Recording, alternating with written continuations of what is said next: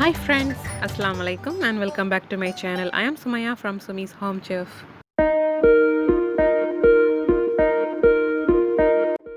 இன்னைக்கு நாம பார்க்க போகிறது ஐஸ்கிரீம் அப்புறமா கேக் டெக்கரேஷனுக்கெல்லாம் யூஸ் பண்ணுறது மாதிரியான பட்டர்ஸ்காட்ச் சாஸ் இல்லைனா கேரமல் சாஸ்ன்னு கூட சொல்லிக்கலாம்.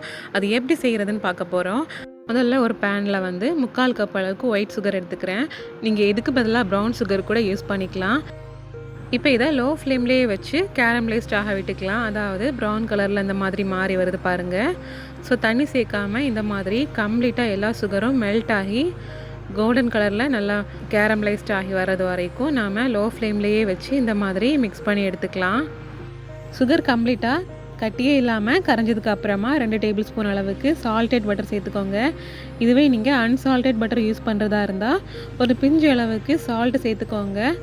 பிகாஸ் வந்து அந்த பட்டர்ஸ்காட்ச் சாஸில் வந்து லைட்டாக அந்த சால்ட்டோட டேஸ்ட்டு தெரிஞ்சால் தான் நல்லாயிருக்கும். இப்போ இந்த பட்டர் வந்து கம்ப்ளீட்டாக மெல்ட் ஆகிறது வரைக்கும் இந்த மாதிரி மிக்ஸ் பண்ணி விட்டுக்கோங்க.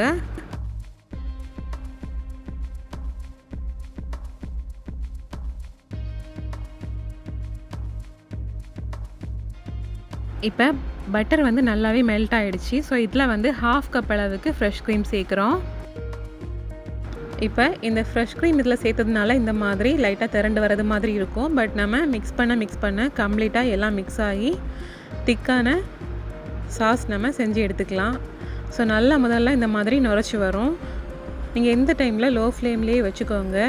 மொத்தமாக வந்து நீங்கள் இந்த பட்டர்ஸ்காட்ச் சாஸ் பண்ணுறதுக்கு ஃப்ளேமை வந்து அதிகப்படுத்தவே கூடாது. லோ ஃப்ளேம்லேயே கம்ப்ளீட்டாக மெயின்டைன் பண்ணிங்கன்னா பெர்ஃபெக்டாக செஞ்சு எடுத்துக்க முடியும்.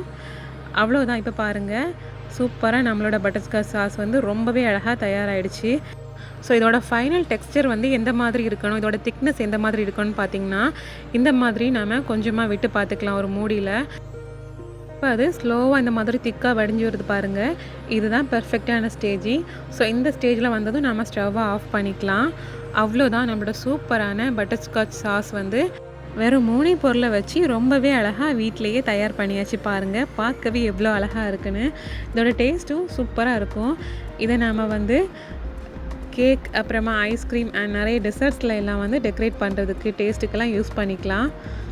இதை நாம் ஒரு ஏர்டைட் கண்டெய்னரில் ஃப்ரிட்ஜில் வச்சு ஸ்டோர் பண்ணி கூட தேவைக்கு எடுத்து யூஸ் பண்ணிக்கலாங்க. பாருங்கள் எவ்வளோ க்ரீமியாக திக்காக இருக்குதுன்னு. ஸோ ஃப்ரெண்ட்ஸ், நீங்களும் பார்த்துட்டு மறக்காமல் ட்ரை பண்ணி பாருங்கள். இந்த வீடியோ பிடிச்சிருந்தா வீடியோக்கு மறக்காமல் லைக் போடுங்க, ஷேர் பண்ணுங்கள், கமெண்ட் பண்ணுங்கள். இன்னும் இன்ட்ரெஸ்டிங்கான ரெசிபீஸ் பார்க்குறதுக்கு என்னோடய சேனலை மறக்காமல் சப்ஸ்கிரைப் பண்ணிக்கோங்க. இந்த நாள் இனிய நாளாக அமையட்டும். தேங்க்யூ ஸோ மச் ஃபார் வாட்சிங்.